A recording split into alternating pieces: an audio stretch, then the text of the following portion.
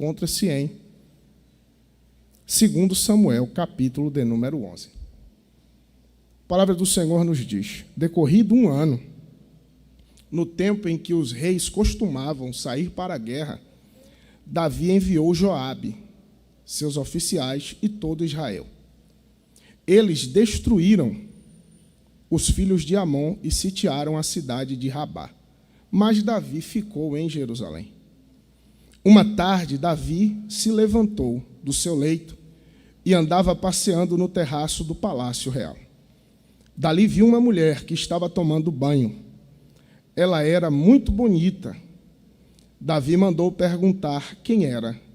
Disseram-lhe: é Betseba, filha de Eliã e mulher de Urias, o heteu.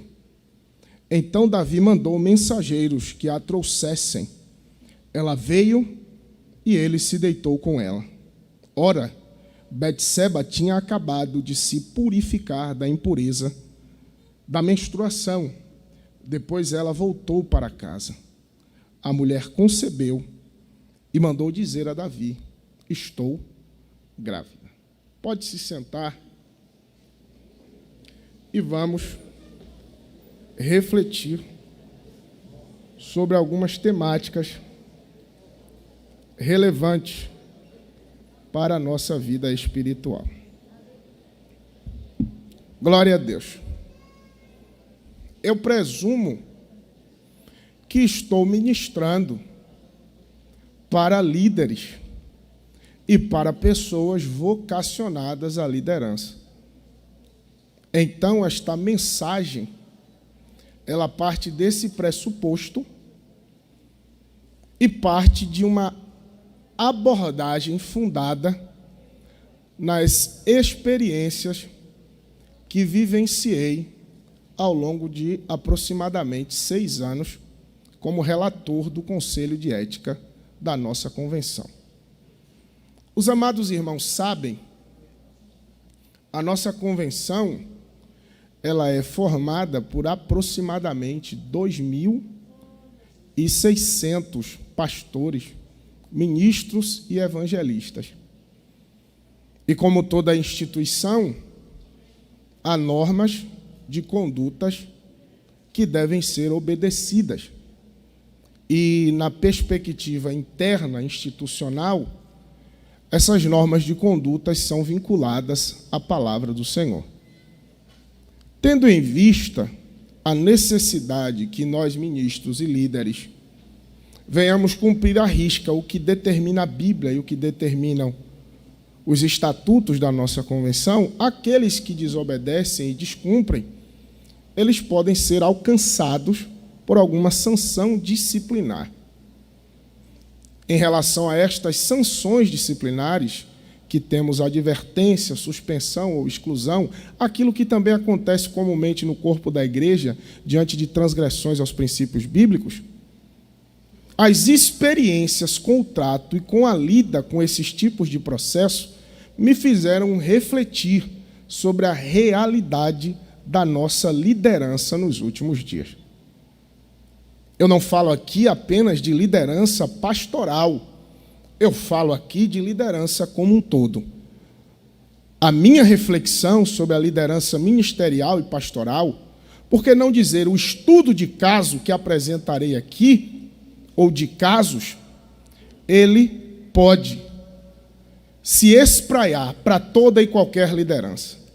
Se você é líder de adolescentes, se você é líder de jovens, se você é líder de departamento, se você é líder de uma congregação, todos nós podemos aprender com estas reflexões que serão analisadas daqui por diante. Meus amados irmãos, todos vocês que me ouvem, nós precisamos estar alertas, nós precisamos estar apercebidos para esta realidade que nos circunda. E que realidade é essa? É uma realidade que não é de agora, não obstante as estratégias de agora serem diferentes das estratégias de outrora. Mas essa realidade, ela vem desde o princípio. E que realidade é essa, pastor? É simples. É uma realidade de batalha, de guerra, que, partindo do mundo do espírito, ela desce, se espalha pelo nosso corpo e pela nossa alma. Você, pastor, ou você, líder, você está em constante batalha espiritual. As nossas ações, elas repercutem no mundo espiritual e o mundo espiritual repercute nas nossas ações. Nessa guerra espiritual, devemos entender uma coisa: Deus nos deu armas poderosas e aptas a destruir fortalezas, pensamentos, sofismas. A palavra de Deus, ela é poderosa para destruir todo e qualquer raciocínio contrário às verdades do Evangelho, às verdades eternas. Nós devemos crer nisso. Nós devemos crer que nessa batalha, que parte do invisível, nós não estamos desarmados. Efésios, capítulo de número 6, você conhece, ele diz que lá nós somos revestidos de todas as armaduras de Deus e que devemos buscá-las. Nós temos o capacete da salvação, a couraça da justiça, o escudo da fé, a espada do Espírito, que é a palavra. Se você é líder, você deve partir do seguinte pressuposto: eu fui vocacionado por Deus para militar uma guerra de repercussão visível e invisível, e a minha forma de batalhar, ela não é humana. A minha forma de batalhar, ela transcende o humano e o natural. Eu recebo estratégia do alto, e esse Deus que eu sirvo me dará estratégia. As suas batalhas serão vencidas pela fé. Eu sei que a igreja, ela é uma organização. Ela tem CNPJ, ela tem cargo, tem função, tem contribuições tributárias. Mas, acima de tudo, a igreja é um organismo. E se ela é um organismo vivo e espiritual, ela não pode se limitar ao plano do terreno. Nossas armas não são carnais. Não obstante termos armas que não são carnais, e Deus nos deixou assim, por que tanta gente armada tropeça? Por que tanta liderança capacitada, boa de Bíblia, cheia de dons, cheia de armas, tropeça? Por que tanta gente boa, que desenvolve um trabalho espiritual elevado, com frutos, vem a tropeçar? Mas pastor, ele tem armas, sim, tem armas. Mas o problema de apenas ter armas é não saber usá-las ou não ter estratégia para usá-las. Eu conheço muita gente boa de Bíblia, muita gente com histórico ministerial de respeito, muita gente que tem experiências que nem de longe eu ainda alcancei, mas são pessoas que, mesmo providas de armas, tropeçam. E por que isso acontece? O livro de Efésios, ele nos dá as respostas, ao menos em parte, ou ao menos nos faz refletir. O livro de Efésios, ele diz que nós temos armas nessa batalha espiritual. O livro de Efésios diz que nós somos revestidos, mas ele diz assim, olha, revestivos de toda a armadura de Deus, e havendo feito tudo, ficai, e havendo feito tudo, ficai firmes. Pastor, me explique o que é isso. Eu tenho uma revelação de Deus sobre esse firmes, e eu gostaria de compartilhar com vocês. Basicamente, ficar firmes, ou ficar firmes, no meu ponto de vista, na minha perspectiva, você pode concordar ou não, representa ter ou apresentar-se com estratégias. Eu vou citar um exemplo aqui. Os Estados Unidos, desde muito tempo, é a potência bélica mais forte do mundo. Em armas, munições e treinamentos, não há quem se compare aos Estados Unidos. E isso não é de agora, isso é de muito tempo. Mas entenda uma coisa, os Estados Unidos foi lutar em território vietnamita, lá no Vietnã. E eles foram quase que destruídos com o seu exército. Os vietnamitas tinham a habilidade de se camuflar no próprio terreno. E quando os norte-americanos chegavam para atacar, eram surpreendidos pelos vietnamitas. Por quê? Porque eles não tinham as armas dos americanos. Eles não tinham o poder dos americanos, mas eles tinham a estratégia que os americanos não tinham. De nada vale você ter arma sem ter estratégia. De nada vale você ter habilidade, colete, balístico, fuzil, granada, ser bem preparado, visivelmente intimidador, se na hora da guerra você corre. Ou se na hora da guerra você não sabe para onde atirar. Quando o texto diz ficai firmes, ele está dizendo, saiba usar estratégias. Por quê? Porque os ataques do inimigo podem ser fundados na mesma base, mas a forma do inimigo atacar, ela muda ao longo dos anos. Nós que somos líderes, precisamos estar atentos para as mudanças de estratagemas do nosso adversário. E por isso, precisamos estar firmes. Há um autor de um livro muito renomado, um best-seller, e esse autor era um imperador chinês, ao menos dos escritos contidos nesse livro, chamado Sun Tzu. O nome desse livro, eu sei que muitos aqui conhecem, é A Arte da Guerra. O imperador chinês, ele diz o seguinte, se eu conheço o meu inimigo e conheço as minhas possibilidades, eu terei vitória em todas as batalhas que eu travar. Mas se eu não conheço as minhas possibilidades e muito menos conheço as estratégias do meu inimigo, eu fracassarei em todas as batalhas que eu travar. Mas eu glorifico a Deus porque a palavra me ensina, na epístola de João, 1 João, capítulo 5, versículo 18, algo extraordinário. Qual é, pastor? Por isso se manifestou o Filho de Deus, oh glória, para desfazer as obras do diabo, aleluia. Deus é poderoso para nos apresentar as estratégias do inimigo através de Cristo. Deus é poderoso para nos mostrar os ardis do inimigo, mesmo que ele inove com o tempo. E é sobre isso que quero falar com a igreja. É sobre estar preparado para esses novos ataques. É sobre estar ciente de como o inimigo pode vir a atacar e como eu vou me revestir para que esse ataque não me alcance.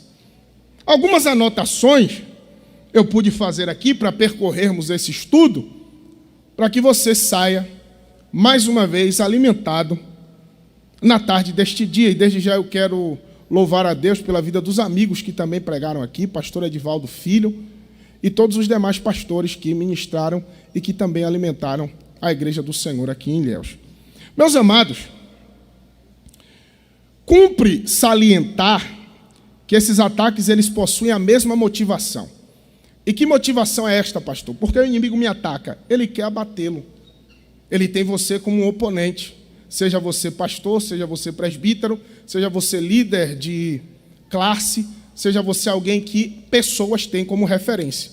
A intenção do inimigo é abatê-lo. O pecado, a raiz, o desvio, o desvirtuamento, eles continuam sendo os mesmos. Desde Sansão, desde o princípio, desde Adão, a raiz do pecado, explicada pela martiologia, que é o estudo da doutrina do pecado, sempre foi a mesma. Desvio, transgressão, errar o alvo. Mas como disse a vocês, as estratégias, elas têm mudado. Eclesiastes 1, verso 9, diz que não há nada novo debaixo dos céus. Pecado é pecado desde o princípio. Então, olhe para mim, eu parto do pressuposto de que você me entenderá. Eu não vou tentar relativizar o pecado aqui. Eu não quero incutir na sua mente que o pecado deixou de ser pecado.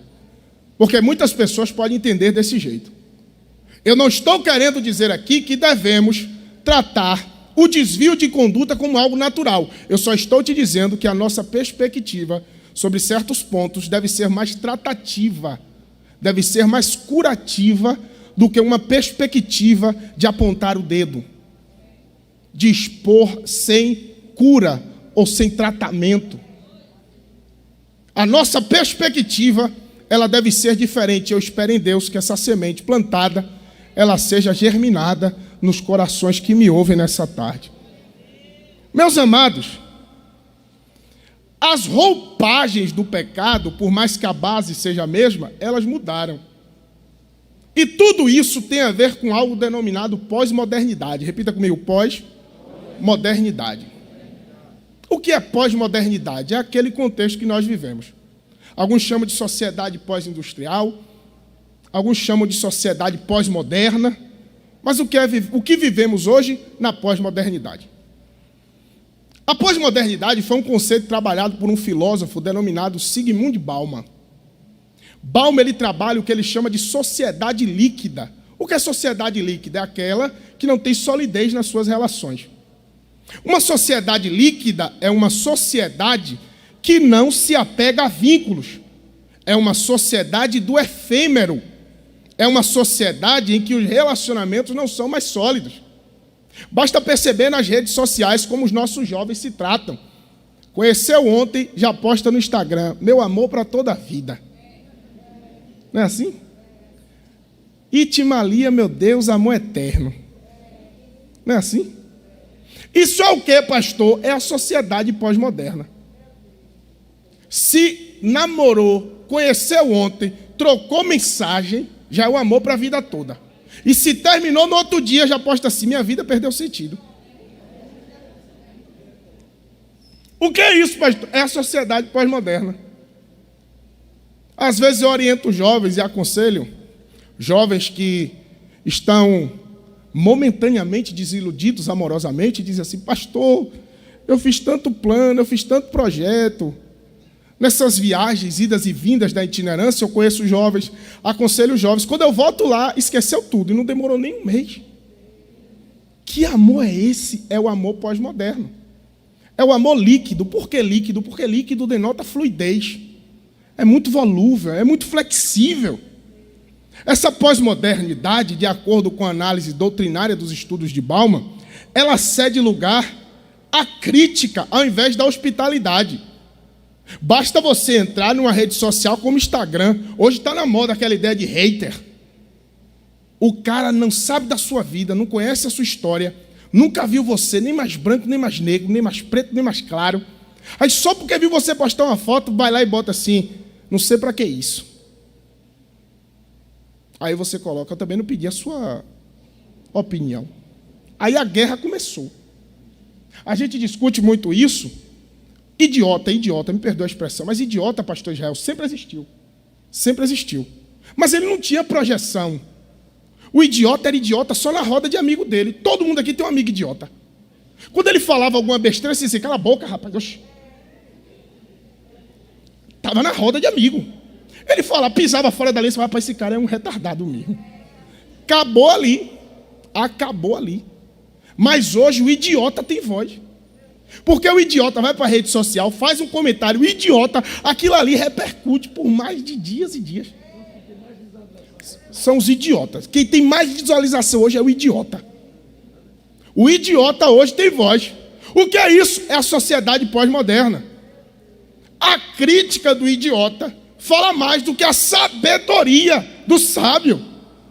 O que é isso, pastor? Sociedade pós-moderna. Relacionamentos fluidos. Sociedade de consumo. Agora está numa moda de moeda virtual, né? Oh, meu Deus. Me cobre com teu sangue. Vai que aqui tem alguém. Lá em Salvador, esse pessoal aluga iate, jet ski. Não é nada dele. É tudo alugado. Aí vai para a orla, tira a foto e diz assim, venha ser rico comigo. Mentira. Mentira pura.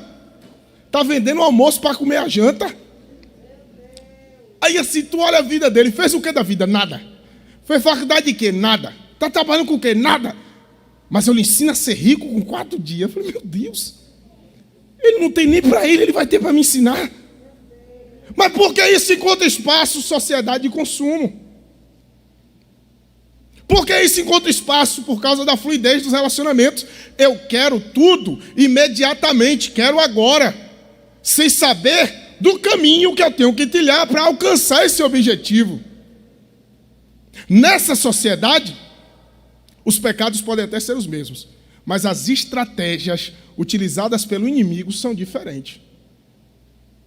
O inimigo tem cada vez mais sofisticado as suas estratégias. Diante dessa sofisticação de estratégia, nós precisamos ter em mente 2 atitudes da igreja e de nós individualmente como igreja que devemos ter nessa nova perspectiva de sociedade. E qual é, pastor? Estratégias de autopreservação e estratégia de tratamento. Por quê? Porque eu preciso preservar a minha fé, eu preciso preservar a minha conduta e eu preciso tratar os feridos. É assim que nós, como liderança, temos que nos portar. Nessa sociedade tão efêmera, de vínculos tão virtualizados e pouco físicos, nós precisamos aprender a nos preservar e aprender também a tratar aqueles que estão feridos. As estratégias mudaram e nós precisamos partir da autopreservação e do tratamento dos feridos. É sobre isso que quero me aprofundar na tarde deste dia.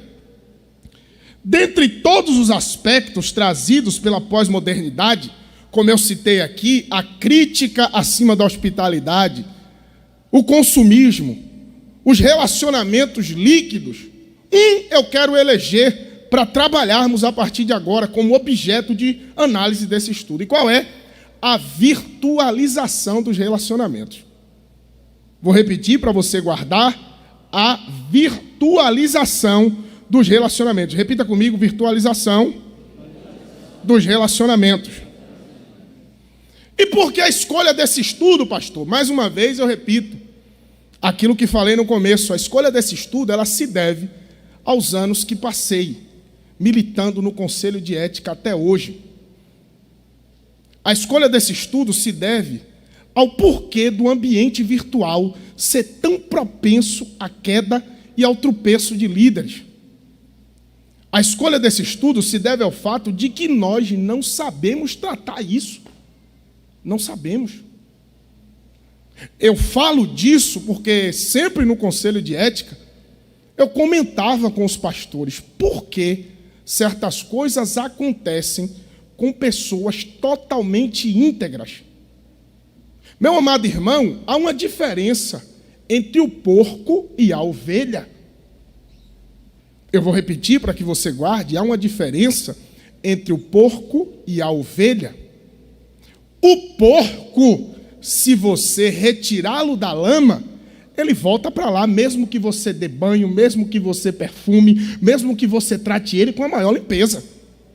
Mas a ovelha não. Se ela cair na lama, ela se debate até sair. E se a ovelha está se debatendo para sair, por que tratá-la como porco? Se a ovelha está se debatendo para sair, por que tratá-la como porco? Qual é o nosso problema?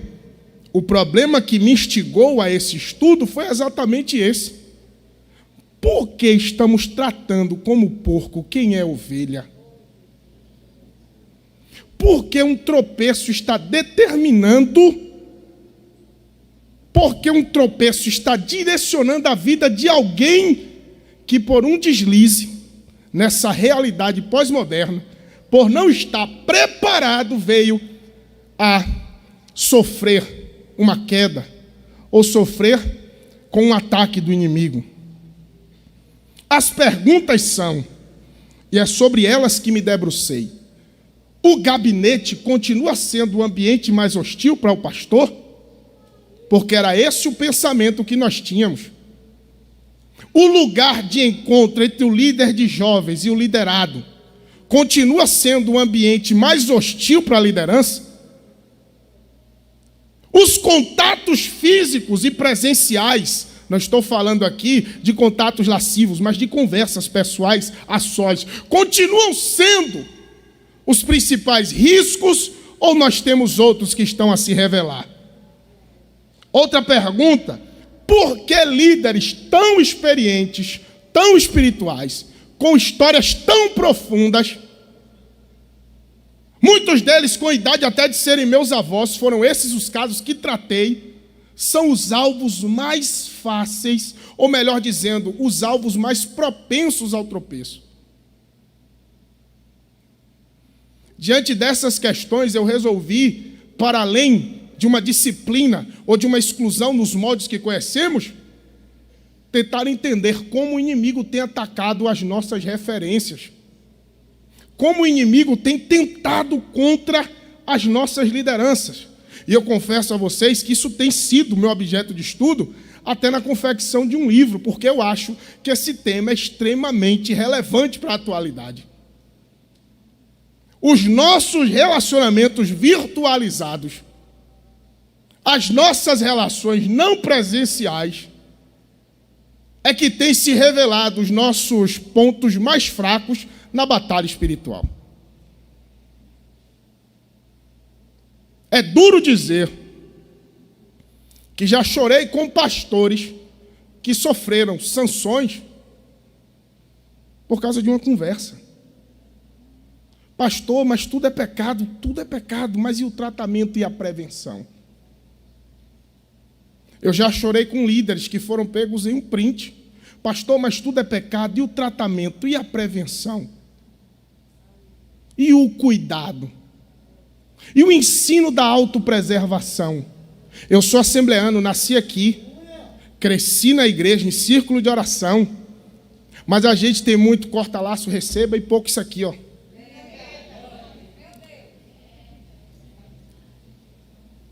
Nós temos muitos cultos para divulgar pregador, para pregação se virou, se não virou, mas pouco investimento na saúde espiritual e no conhecimento dos nossos líderes. E por isso eu quero parabenizar o pastor Israel e todos os que estão aqui empenhados nesse trabalho. Porque é de reflexões como estas que saem curas para almas.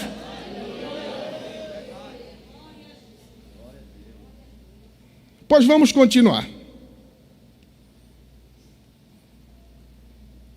Qual é a mudança de perspectiva? Qual é a mudança que devemos ter em mente? Eu sei que podemos estar pensando aqui, tudo é pecado. Eu ouço isso até como uma frase de efeito. Não tem pecadinho nem pecadão. Tudo é pecado. Mas como eu disse a você, a base é a mesma, mas as estratégias são diferentes. E como eu falei no começo, podemos estar armados, mas se não tivermos estratégias, nós cairemos.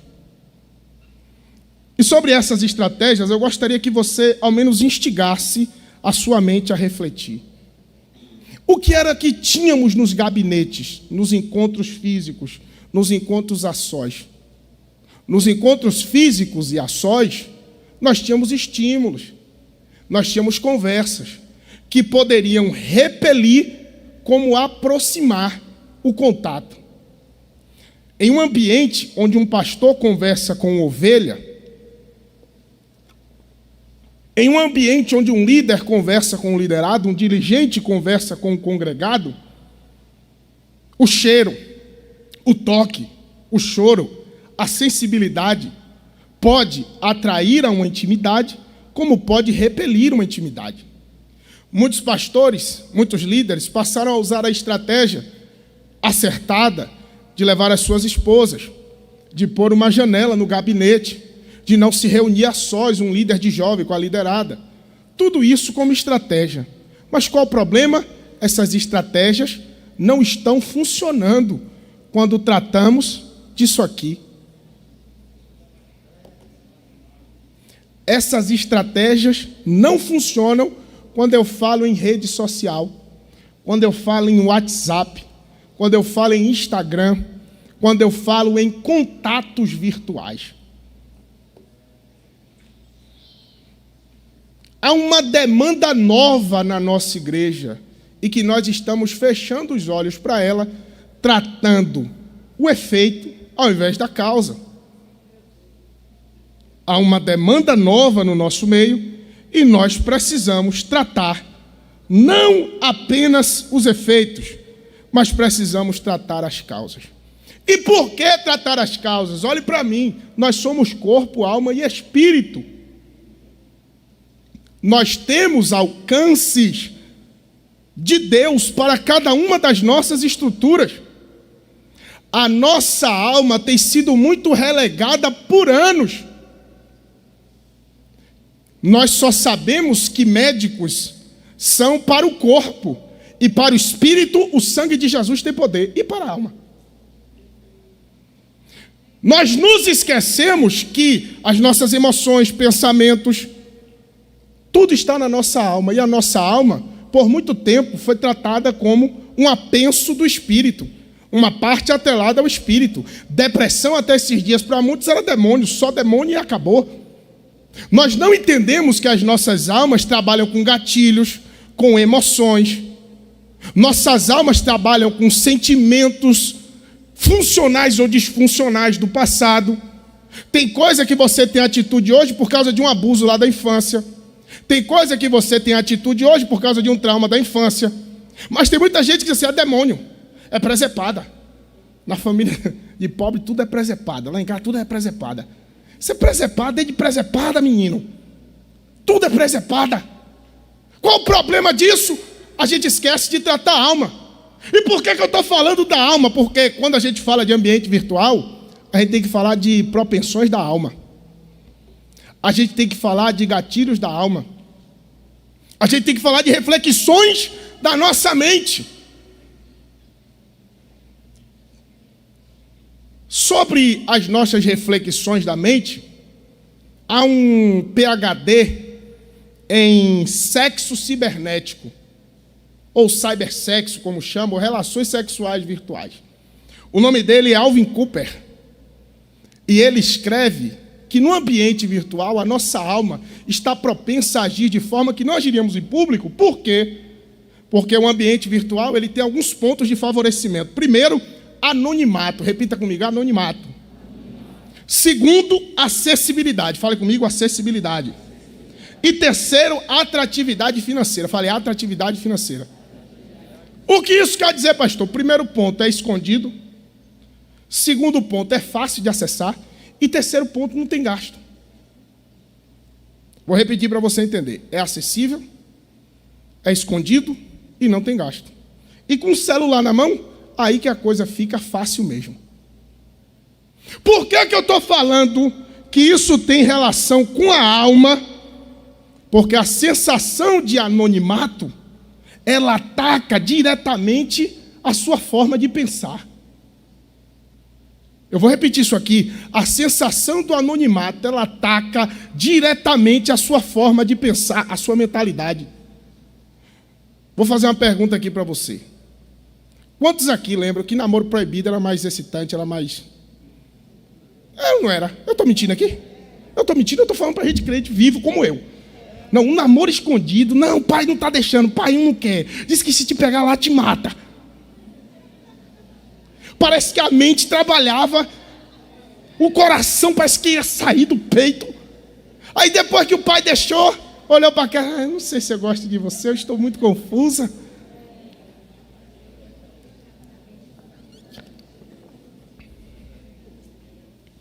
Por que, pastor?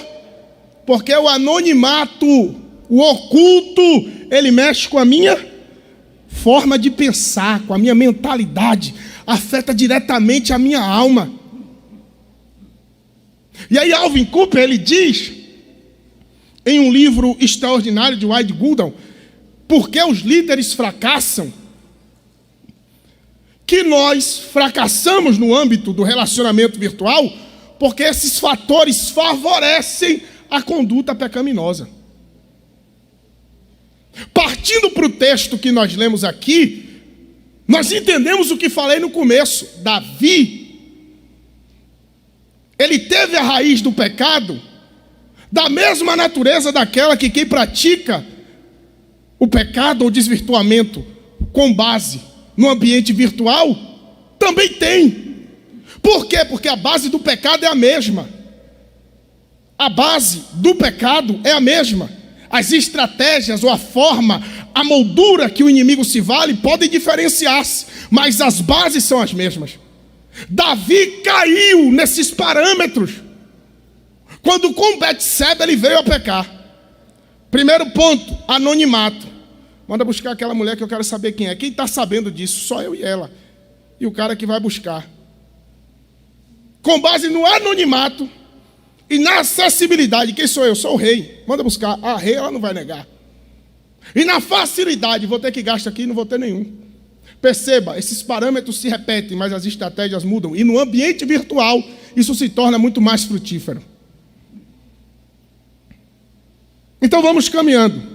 O anonimato, ele potencializa o desvirtuamento, potencializa o pecado.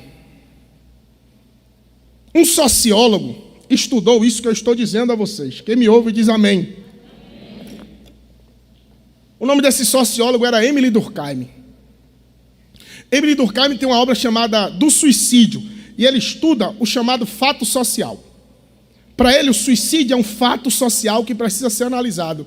Para ele, o crime é um fato social que precisa ser analisado.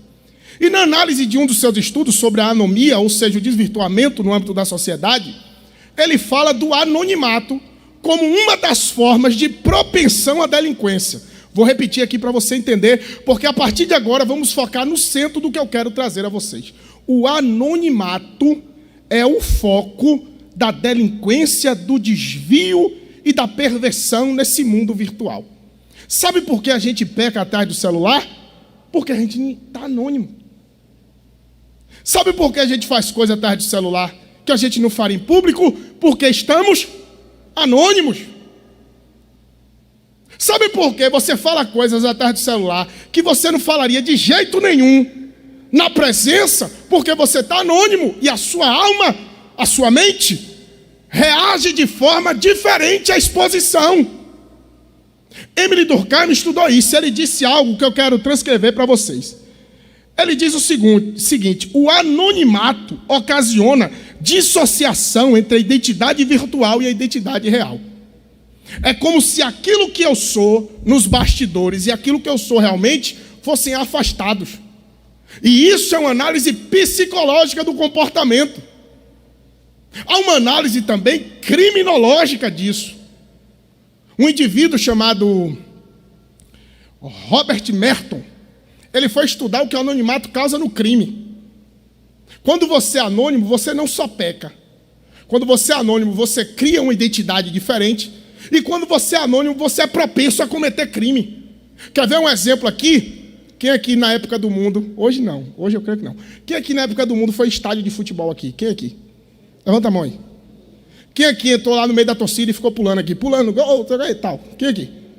Quem aqui já xingou a mãe do juiz aqui? Xingou ou não xingou? Xingou. Xingou. Quando teve pancadaria, quem aqui falou, agora o primeiro que eu dou, o primeiro que vai dar sou eu. Por quê? Porque estava no tumulto. Estava ou não estava? Quem aqui já brigou no carnaval? Levanta a mão aqui. Brigou. Olha a irmã ali, gostei de ver a irmã ali, ó. A irmã, eu troquei murro, viu? A irmã, eu gostei, minha irmã. Deus abençoe a senhora. Aleluia. Olha para mim aqui. Quem está me ouvindo diz glória a Deus. Robert Merton, olhe para mim, ele diz assim, ó, que quando você não é identificado, você é mais propenso a cometer crime. Um indivíduo que está no meio do tumulto de uma torcida, ele é pai de família, ele trabalha a semana toda, ele é cumpridor dos seus deveres, mas lá no anonimato ele vai bater em gente, vai jogar pedra, ele vai quebrar carro. Eu vou citar outro exemplo aqui, carnaval, vou citar outro, greve da polícia. Na greve da polícia, pai de família entra nas casas da Bahia, leva a televisão nas costas. Estou mentindo? Estou mentindo? Por que isso acontece? Porque o anonimato interfere no meu psique de forma a me fazer desvirtuar quem eu sou da identidade que eu crio no oculto.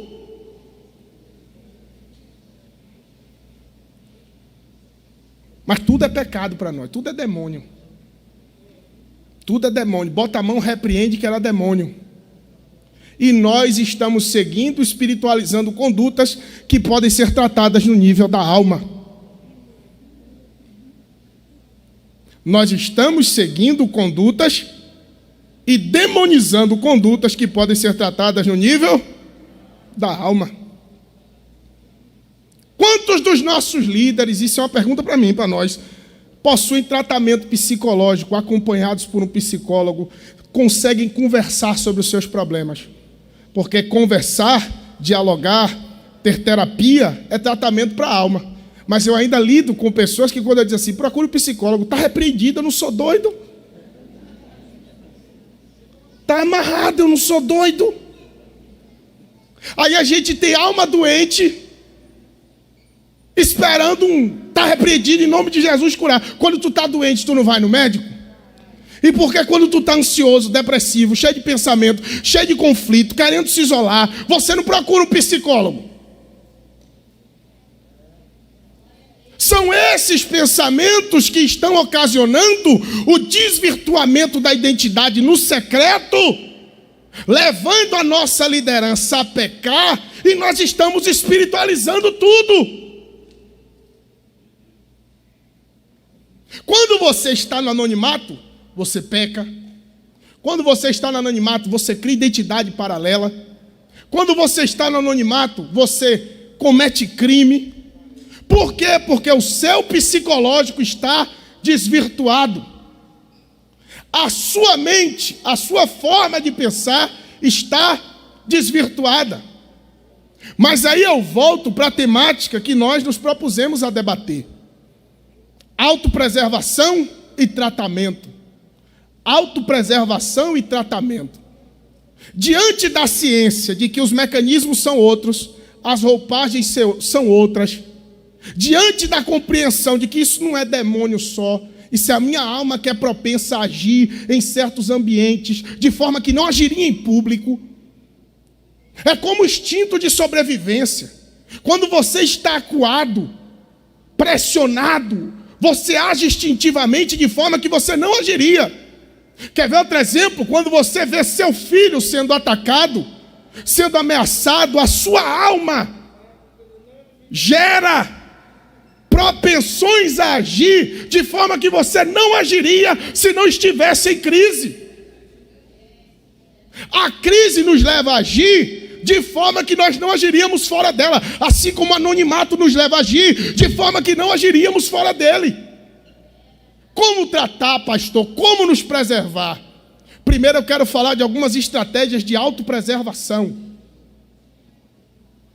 Pastor, eu estou inclinado. Isso aqui, meu irmão, eu estou falando para gente como eu. Ninguém aqui é forte, não. Forte é só o sangue de Jesus. E eu me baseio muito no livro, na passagem de Cristo. O Getsemane, quando ele diz aos discípulos, vigiai e orai. O espírito está pronto, mas a carne... Eu me preocupo muito com quem está com o espírito pronto, com quem ora muito, com quem jejua muito, com quem é muito espiritual. Por quê? Porque ele esquece às vezes que a carne... Então não existe um aqui que não esteja propenso a cair nesse equívoco que o anonimato gera. Como me preservar, pastor? Porque eu já estou aconselhando uma pessoa e a conversa está meio estranha. Como me preservar? A minha preocupação não são crianças, não são aventureiros. São homens de Deus que estão sendo atacados por esse mal deste século. São pessoas que eu tenho respeito, admiração e cuidado e que já chorei com eles. Ciente de que não estamos tratando como deveria. Ciente de que estamos tratando como porco quem é ovelha. Porque se ele fosse porco, ele não tropeçaria aconselhando uma irmã da igreja. Ele tropeçaria no mundo, fazendo o que o mundo determina que ele faça. Mas nós tratamos como mundano quem tropeça aqui dentro para nós cuidarmos. Que Deus tenha misericórdia de nós. O que fazer, pastor? Um primeiro ponto que eu pude elencar aqui, como estratégia que funciona para todos aqueles que querem se resguardar. Evite o ócio. Se você quiser anotar, anote aí. Evitar a ociosidade. Anote. Anote. Sabe por quê, meu irmão? Porque a ociosidade é caminho para o anonimato, para o pecado, para a identidade desvirtuada atrás da rede social. Você quer ver crente propenso a usar o celular porque não presta? Ele começa vendo um vídeo que não tem nada a ver. Aí vai vendo outro vídeo que não tem nada a ver. Aí vai gastando o tempo dele com a internet. Aí fica batendo papo aleatório. Daqui a pouco a isca vem. Pai do Senhor, homem de Deus. E não vem assim, dizendo assim, bora cair, não. Vem assim, ó, Pai do Senhor, vaso. Me ajuda num negócio aqui. Ê, vaso, estava bonita ontem, hein, com aquele vestido. Oxe. Aí a mão coça, se tu viu? E para que tu quer saber se alguém viu?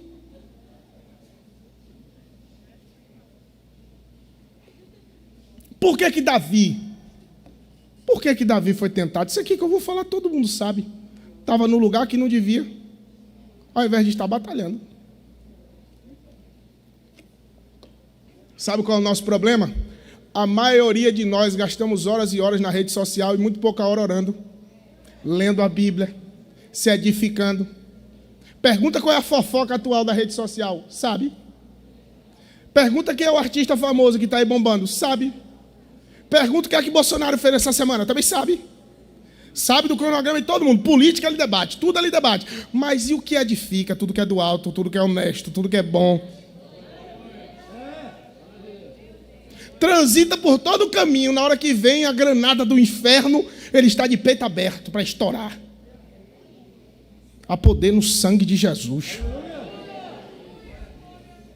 Gasta o seu tempo no estudo da palavra. Coloca um louvor no trabalho, vai ouvindo. Desativa a notificação do que não lhe edifica. Porque enquanto você permanecer ocioso, você vai estar no terreno do inimigo. Pode estar armado, pode estar com arma até os dentes, mas uma hora tu vai cair. Uma hora você vai cair, mas há poder no sangue de Jesus. Segundo ponto. Preste contas. Preste contas.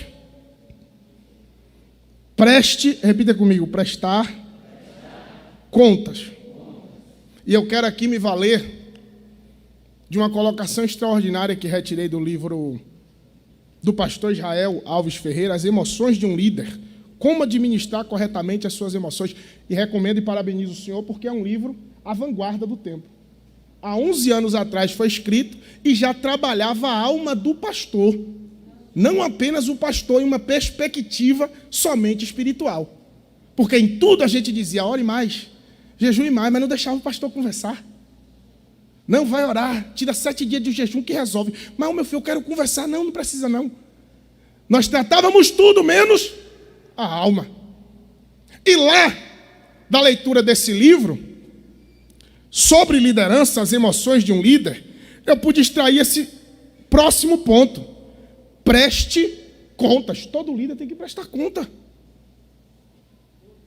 Todo líder tem que prestar conta para alguém. Começou a apertar, mulher, eu quero conversar com você. Ah, mas minha mulher, a maior desculpa de Satanás que você usa. Eu não sei se minha mulher vai entender. Isso é Satanás. Isso é Satanás. Ah, minha mulher não tem maturidade para isso. É mentira. É você que está deixando Satanás lhe enganar. Ah, eu não sei o que é que ele vai pensar. É Satanás fazendo isso. Preste conta. Olhe, tem uma mulher que está me perturbando. E a bicha é bonita mesmo. Fale. Olhe, tem uma liderada que começou com as conversas estranhas. E eu acho que, irmão, no mundo espiritual, e agora eu vou espiritualizar, porque nós somos do mundo espiritual, quando você faz assim, você quebra a legalidade do inimigo. Mas quando você traz para o escondido e fica assim, eu não sei o que é que ela vai pensar, não, peraí, vou desligar. Quem é, amor? Ninguém não. Aí você, irmão, só está arrastando Satanás para sentar do seu lado nesse relacionamento.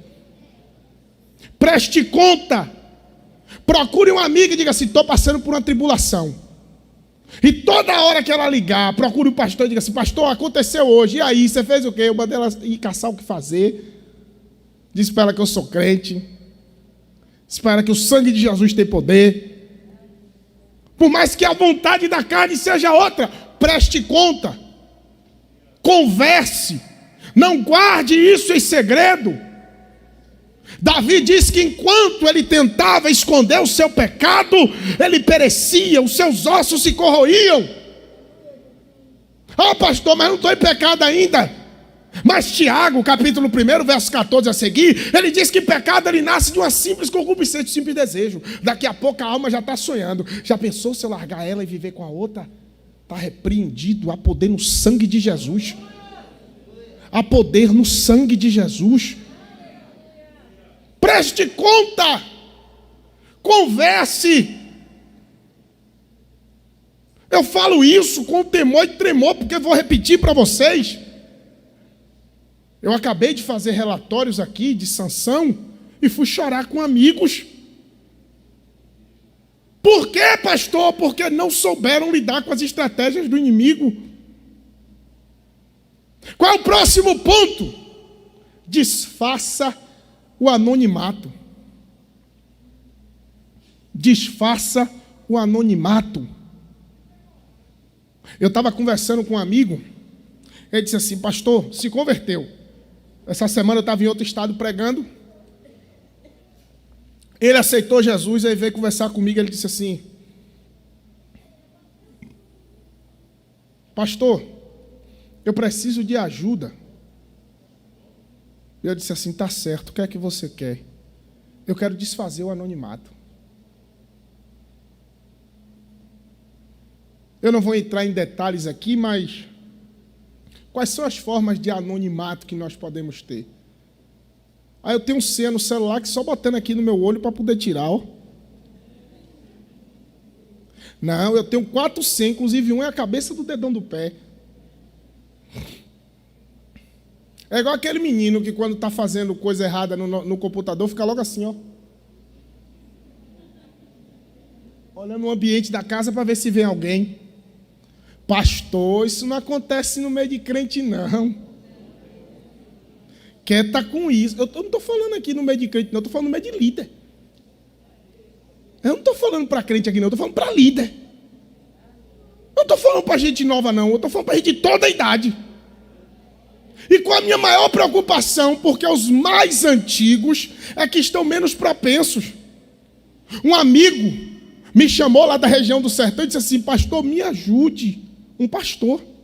Falei, o que foi? Eu recebi uma videochamada no meu Facebook. Eu estava sem camisa, atendi sem querer. A pessoa printou. Quando a pessoa printou, ficou me mandando foto e exigindo dinheiro. Nunca vi o celular, nunca vi o número. Está dizendo que se não me der dinheiro, já sabe que eu sou crente. Vai mandar para os crentes tudo aqui da minha cidade. Aí eu lhe pergunto, é porco? Não, é ovelha. Mas está sofrendo por quê? Porque não sabe lidar com isso aqui, com o ambiente virtual. Quebre o sigilo. Pare de esconder. O que é que você tem? Você é agente do FBI? Você é agente secreto? Vai desarmar alguma bomba no Vietnã, no Iraque? Não, porque eu sei assuntos ultra secretos do governo. Tome jeito, rapaz. Desfaça. Não existe segredo entre marido e mulher. Eu vou contar para vocês aqui. Não existe segredo entre marido e mulher. No dia que existir segredo, você está abrindo não é uma porta não, não é uma brecha não. Você está abrindo uma passagem muito grande para o teu inimigo destruir tudo que você tem. Quebre o sigilo pelo poder do nome de Jesus. Tire essa senha. Se for preciso, mude o número do telefone. Exclua a rede social. Pare de manter esse contato. Pastor, eu orei muito para saber o que eu ia ministrar hoje, pastor. Mas Deus me disse sobre essa inquietação da minha alma. O inimigo pode até estar armando laço para lhe envergonhar, mas há poder no sangue de Jesus.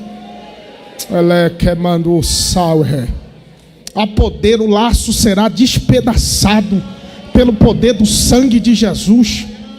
Aleluia. Aleluia. Pare com o sigilo. Converse. É melhor sair de uma crise antes que ela comece do que resolver a crise depois de instaurada. Ah, mas qual vai ser a consequência? Comece pelo meio Mesmo estando no meio da situação, converse sobre o meio, sobre o começo. É melhor do que conversar depois do final, quando estiver irremediável. Pastor, está certo, nós aprendemos mecanismos de autopreservação. Agora é para nós líderes. E como tratar essas pessoas? E como tratar essas pessoas? Mais uma vez, lanço mão aqui das colocações do pastor Israel no seu livro. Primeiro, haja com empatia. Se tem uma coisa que me deixa angustiado, é quando aquele que julga a conduta dos outros não se coloca no lugar dos outros. Como se ele nunca fosse propenso a fazer isso. Tu é gente ruim, rapaz. Olha para mim aqui, olha para mim aqui. Tu não presta não, homem. Ah, mas eu nunca fiz, mas tu pode fazer coisa pior, rapaz. Ah, mas nada. Olha para mim aqui. O único que se fez homem, conheceu a estrutura carnal, não pecou, não está aqui entre nós não. Ele está lá intercedendo por mim e por você. Aleluia. Ah, eu, porque você viu o que fulano fez, e tu, quem é? Quem és tu? Quem é você para estar falando nada? Se coloque no lugar do outro. Entenda que o outro tem as suas angústias, amarguras e sofrimentos. Você conhece o relacionamento dele?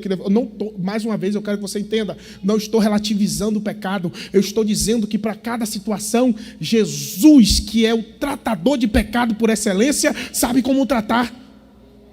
E nós, olha para mim aqui, nós temos historicamente, eu falo isso de nós, eu estou me colocando aqui no lugar. Nós temos historicamente a tendência a maximizar o peso e a consequência de pecado espiritual e passar a mão em outros. Pecou, foi o quê? Namorou com a menina escondida, filho do Satanás, carnudo.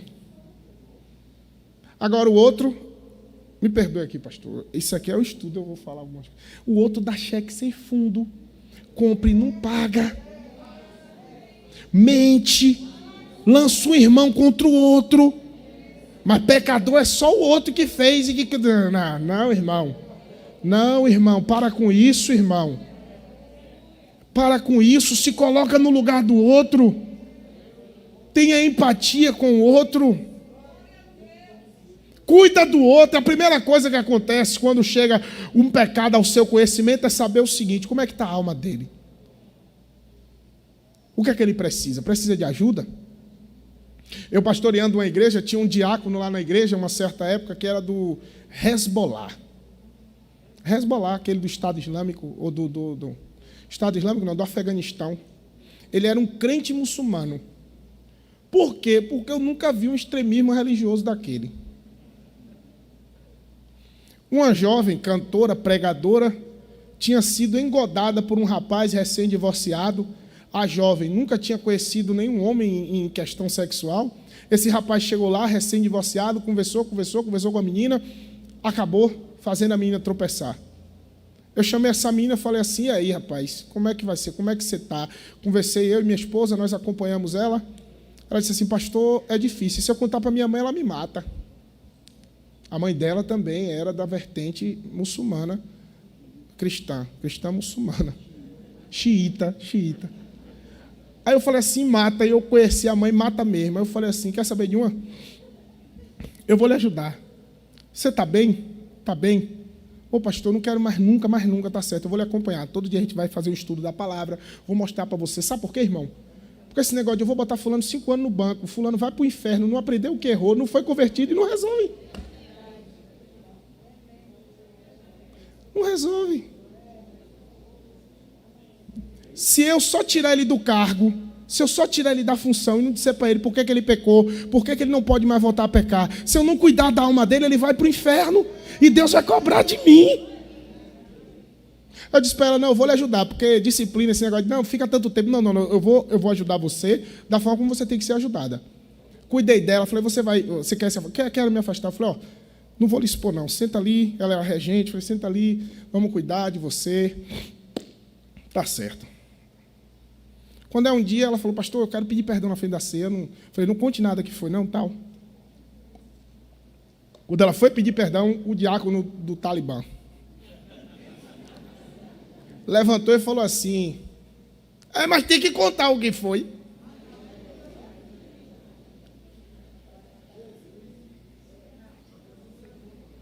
Falei, como é que é? Ele tem que contar, porque eu aprendi com os antigos. Tem uma frase que me deixa contrariada, essa. Eu aprendi com os antigos. A culpa é dos antigos. Os antigos não tem nada a ver com isso. Eu aprendi com os antigos.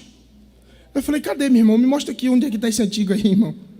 Não, porque é no tempo dos meus pais. Eu falei, eita, agora acabou com tudo. Eu falei, eita, meu pai. Não, porque tem que ser nas assembleias. Eita, meu Jesus. Eu falei, irmão, deixa eu fazer uma pergunta para o senhor aqui, no culto de Santa Ceia. Eu falei, deixa eu fazer uma pergunta para o senhor aqui.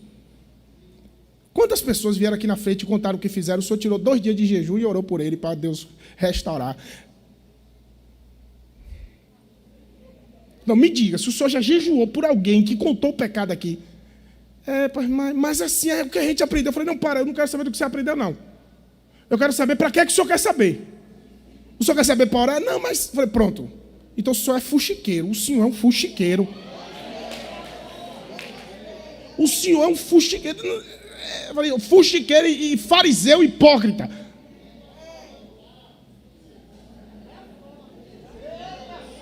Não, mas... Sabe por quê, meu irmão? Olhe para mim aqui, olhe para mim aqui. Jesus chegou na mulher do tanque, lá em João 4, e disse assim, rapaz, eu sei que tu tem 5 maridos, o que tu tem não é teu, né?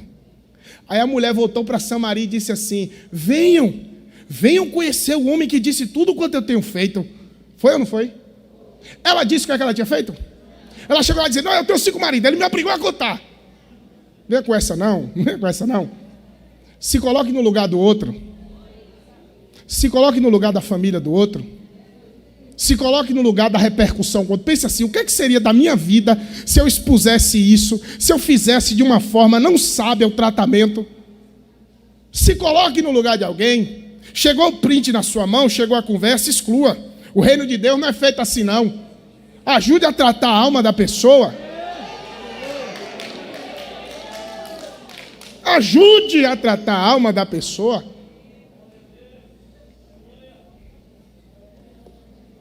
E é difícil ver líderes debatendo e conversando sobre situações de tropeço com alegria. Tu viu fulano? Rapaz, aqui, ó. O que é que fulano fez? Está repreendido a poder no sangue de Jesus. A poder no sangue de Jesus. E ainda tem a petulância de se comparar a João Batista. Porque Deus me chamou para denunciar pecado. Quando é o teu, tu quer esconder. Quando é de um parente próximo, quer esconder. Não, mas o bichinho... Agora, quando é dos outros, Deus me chamou para ser João Batista. Mas se eu fosse tu, eu não falava nenhuma besteira dessa. Segundo ponto. Tratemos e orientemos os nossos líderes. Nós precisamos ensinar a nossa liderança. Nós precisamos de trabalhos como esse. Nós precisamos trazer psicólogos para debater saúde mental da igreja. Nós precisamos conversar com as pessoas. Nós precisamos nomear indivíduos de confiança, de credibilidade, para ouvir as pessoas e guardar segredos. É impressionante ouvir jovens adultos chegando para mim dizendo assim, pastor, eu quero conversar um negócio com o senhor. Por quê? Porque eu não confio no meu pastor. Eu falo isso com vergonha. Pastor, eu quero conversar com o senhor. Por quê? Porque eu já conversei com o meu líder e no outro dia estava todo mundo sabendo. Ah, não, aqui não acontece isso não, em Deus não. De onde eu venho, em alguns lugares aí, os líderes, mas aqui não. Aqui seu dirigente não faz isso. De onde eu venho, em alguns lugares, essas coisas acontecem. Aprenda a tratar. Olhe para mim, aprenda a tratar. Aprenda a cuidar de almas. Aprenda que nem tudo é demônio. Aprenda que tem coisa que a pessoa só quer conversar. Cultive o vínculo presença e diminua os vínculos virtuais. Mesmo que a pessoa seja de sexo oposto, convide mais pessoas, vá lá, converse.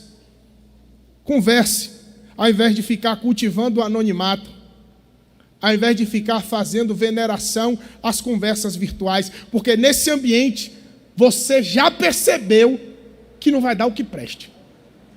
Tu sabe que não vai dar o que preste. Pare com isso. Convide outra pessoa e fortaleça os vínculos de presença mais do que os vínculos virtuais. E mais uma coisa que eu gostaria para encerrar a minha participação. Priorize o cuidado acima da sanção. Acima da punição vem o cuidado. Eu vou repetir porque essa para mim é a frase mais relevante de tudo que eu falei. Acima da punição vem o cuidado. Como eu disse a vocês, eu já processei, julguei, fiz parecer de mais de centenas de pastores. E eu posso assegurar a vocês, muitos deles, se fossem acompanhados, alertados, direcionados sobre os perigos que um ambiente virtual causa, não teriam feito isso.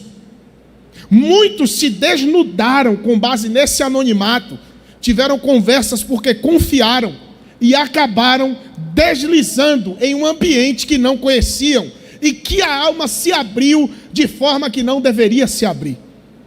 E ao invés de serem tratados psicologicamente, de serem cuidados, foram expurgados como cânceres, sendo que nós precisamos entender que primeiro deve prevalecer o cuidado de um pastor para com as ovelhas. Nós que somos líderes, fomos chamados para cuidar de ovelhas. E o tratamento de ovelha não deve ser tratamento de porco.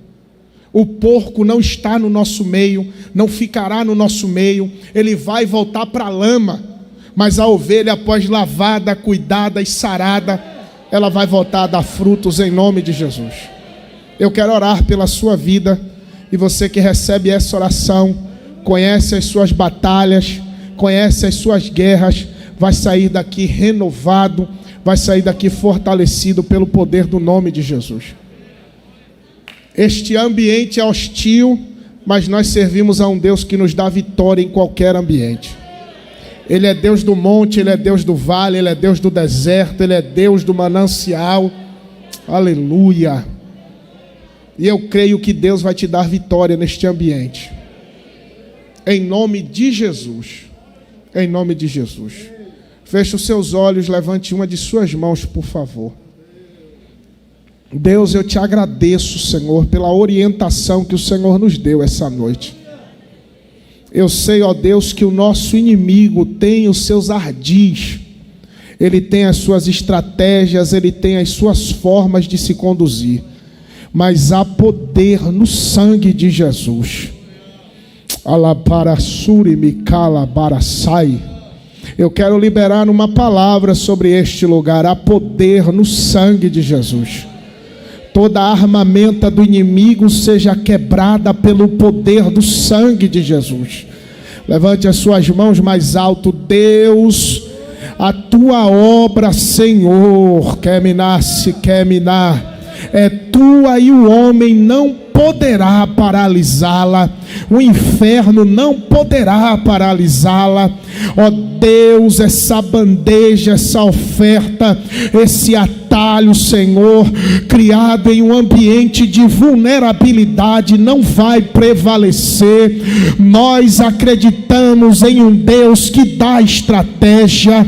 Há poder no sangue de Jesus. Há poder no sangue de Jesus. Desfaz o laço, quebra o arco, corta a lança, abre caminho para o teu filho passar, repreende a vergonha, dá a ela coragem, dá a ele coragem, porque a estratégia do inferno será despedaçada, desfeita e desarmada pelo poder do sangue de Jesus. Cura os que estão feridos, dá-nos graça para sarar feridas, nos ensina a tratar, Senhor, os que estão feridos. O Senhor nos deu essa responsabilidade, não cabe a nós, Senhor,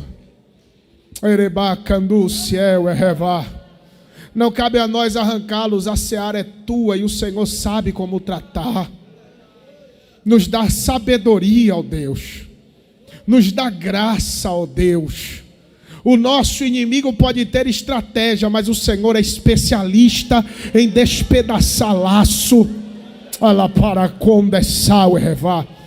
Orienta a tua igreja, dá sabedoria à tua igreja, nos ajuda a confiar e a descansar na tua palavra. É o que nós te pedimos e desde já te agradecemos, em nome de Jesus. Em nome de Jesus.